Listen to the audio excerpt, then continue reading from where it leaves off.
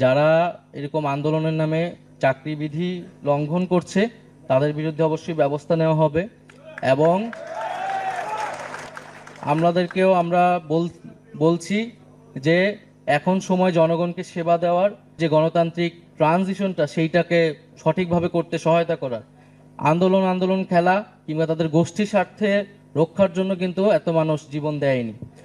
রাষ্ট্রের সংস্কার হলে আমরা মনে করি সকলেই ন্যায় বিচার পাবে। সেই সংস্কারে তাদেরও মত থাকবে, তাদের কথাও শোনা হবে।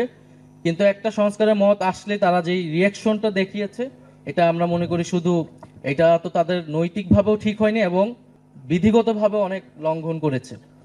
এবং দ্বিতীয়ত হচ্ছে বিগত রেজিমের যারা আমলারা লুকিয়ে আছে নানাভাবে এখনো, তাদেরকেও আমরা চিহ্নিত করেছি এবং বিভিন্ন পত্রপত্রিকায় এসেছে, তাদের বিরুদ্ধেও খুবই দ্রুতই পদক্ষেপ নেওয়া হবে।